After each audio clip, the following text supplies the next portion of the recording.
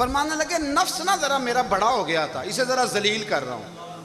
मिट्टी देते मिट्टी रहना ही एवी कादी बल्ले बल्ले, अज मिट्टी दे उत्ते बंदिया ते कल मिट्टी दे थल्ले।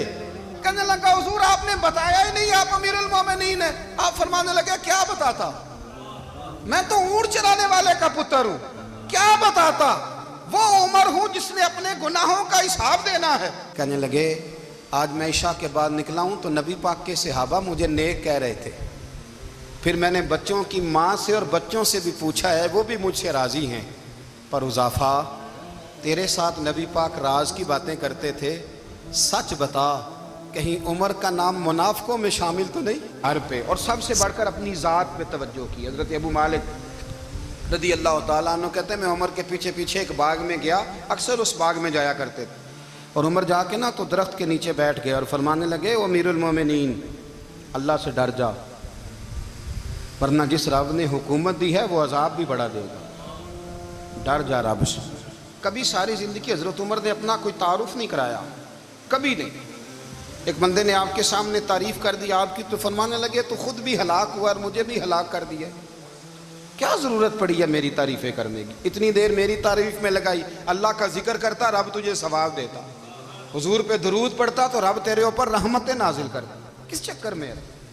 आज जितना अच्छी कोई खुशामद करे उतनी अच्छी वजारत मिलती है, जितनी अच्छी उसको जो है वो चापलूसी करनी आया दर्जा भी उसे उतना ही अच्छा मिलता है। हज़रत उमर फारूक रदी अल्लाह ताला अन्हु आपके बेटे कहते हैं, साहिब फतूह शाम ने लिखा है, आपके साहिबजादे कहते हैं मैं निकला तो मेरे अब्बा जी ना अपनी पुश्त पर मशकीज़ा रख के कुएं से पानी भर के आ रहे, मैं दौड़ के आगे गया, मैंने कहा अब्बा जी मुझे दे दे। फरमाने लगे बेटा तेरा क्या ख्याल है, कोई और नहीं था मशकीज़ा भर के लाने के लिए, तेरा क्या ख्याल है।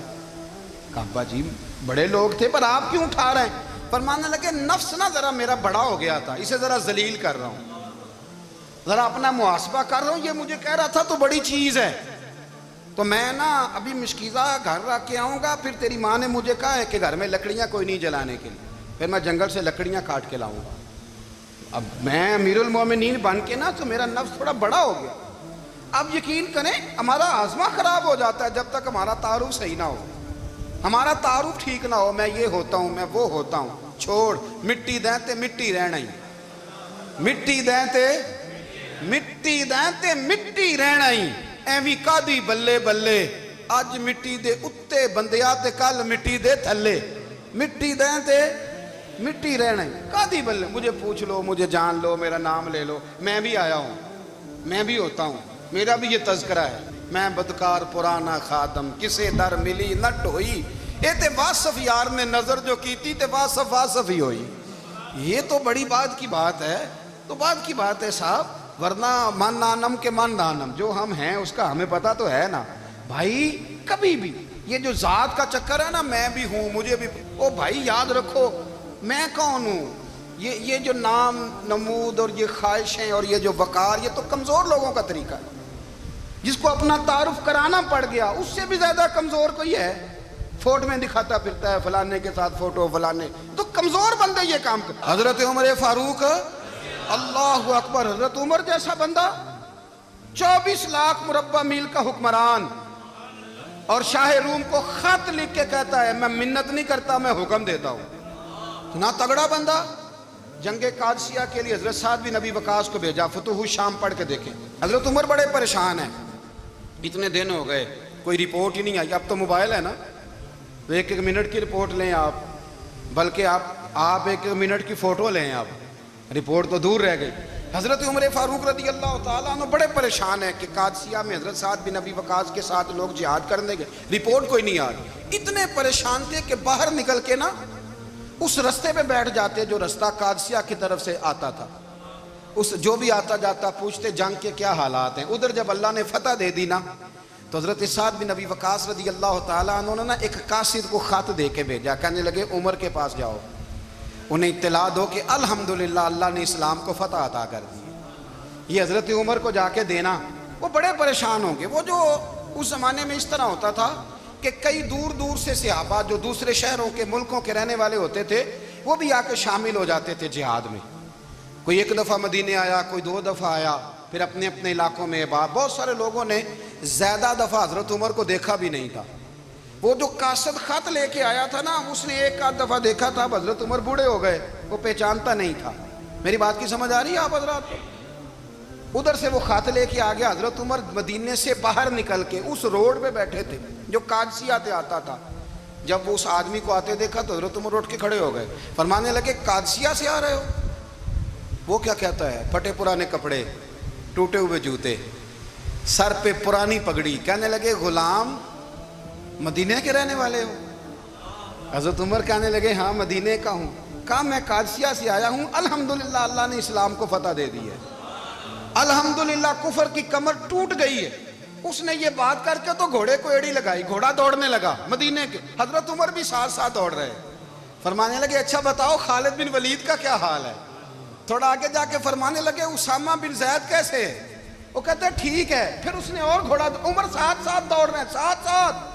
24 लाख मुरब्बा मील का हुक्मरान, एक जूता पैर से निकल गया, उमर दौड़ रहे हैं। आगे जाके पूछते हैं साद बिन नबी वकास का क्या हाल है? तो हुजूर वो भी ठीक है। कितने लोग मेरे शहीद हो गए मुसलमानों में से? कहने लगा सही गिनती का नहीं पता, ये लफ्ज अदा होते होते मदीने की सरहद आ गई। लोगों ने उमर को घोड़े के साथ दौड़ते देखा तो कहा अमीरुल मोमिनीन क्यों दौड़ रहे हैं? वो गुलाम छलांग लगा के नीचे आया, कदमों में बैठ गया। कहने लगा हुजूर आपने बताया ही नहीं आप अमीरुल मोमिनीन है। आप फरमाने लगे क्या बताता? मैं तो ऊंट चराने वाले का पुत्र हूं, क्या बताता? वो उमर हूं जिसने अपने गुनाहों का हिसाब देना है, क्या बताता? जो साद बिन नबी वकास को जिहाद पे भेज के खुद बुज़दिलों की तरह घर में बैठा है, क्या बताता? कोई हैसियत नहीं, कोई तार। तूने अच्छा किया, तू तो मुजाहिद था, मुझे साथ साथ दौड़ाया, तूने अच्छा किया। जितने लोग थे चीखे मार के रोने लगे। हज़रत फारूक आज़म से कहने लगे उमर जब तक तेरे जलवे रहेंगे अल्लाह कामयाबियां ही अता फरमाएगा, जब तक तेरा रंग रहेगा अल्लाह ताला नवाजता ही रहेगा। कुछ नहीं, कभी अपना आप जाहिर ही नहीं किया। बहुत बड़े थे, बहुत बड़े थे हज़रत उमर, बड़े थे, लेकिन सारी ज़िंदगी अपने मुहाज। हज़रत अबू राफ़े ग़ुलाम थे, कुरान पाक बड़ा सोना पढ़ते थे। हज़रत उमर जब भी उन्हें मिलते कहते अबू राफ़े तो उमर से अच्छा है, कुरान बड़ा शानदार पढ़ता है।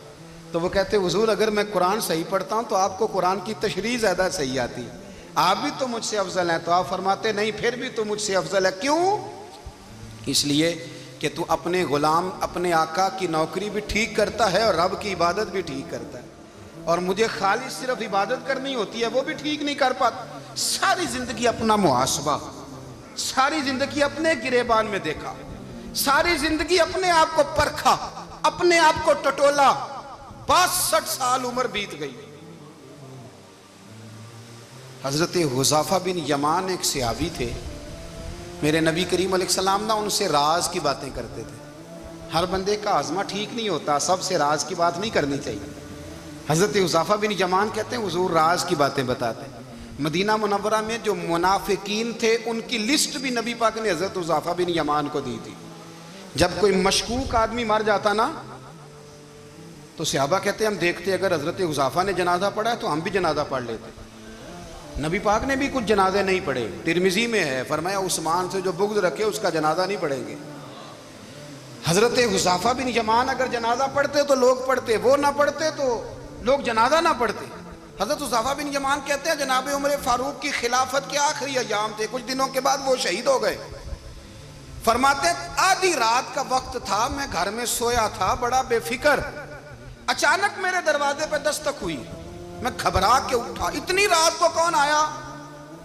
कहते कुर्बान जाऊं, दरवाजे पे गया तो अमीरुल मोमिनीन फारूक आज़म दरवाजे पे। मैंने कहा उमर कोई हुक्म था तो मुझे बुला लेते। कहने लगे मैं ना अमीर बन के नहीं आया, तेरा वीर बन के आया हूँ।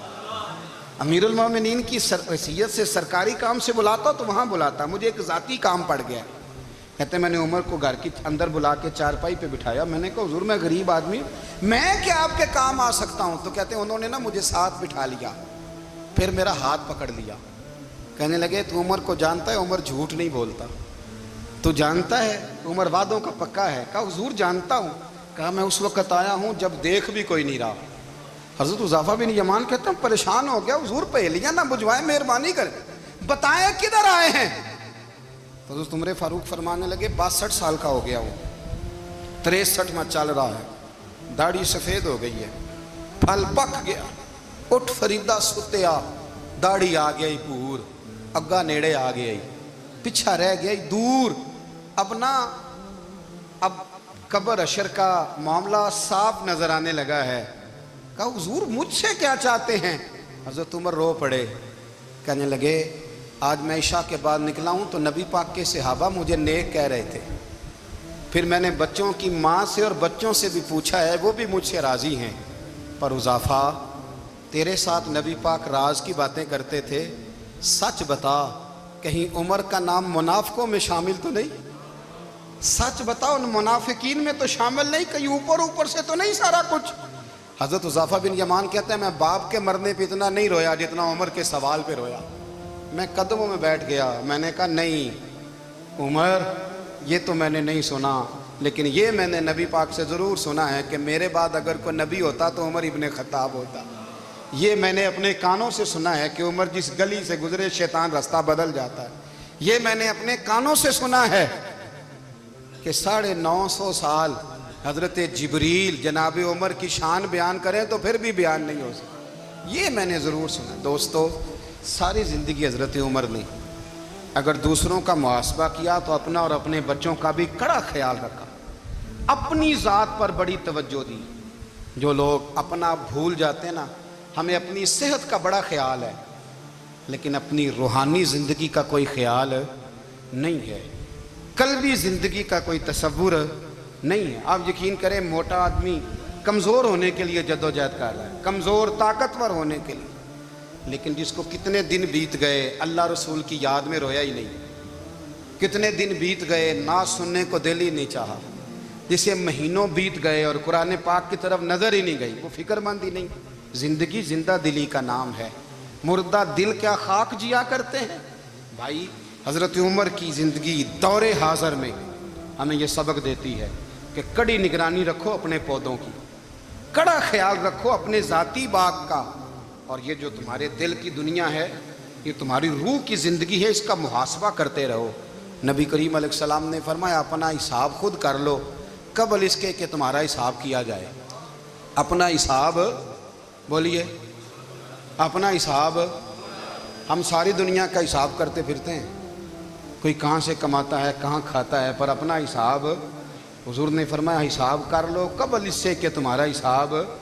मौला अली फरमाते हैं नमाज पढ़ लो कबल इसके कि तुम्हारी नमाज पढ़ी जाए, नमाज पढ़ लो कबल इसके कि तुम्हारी।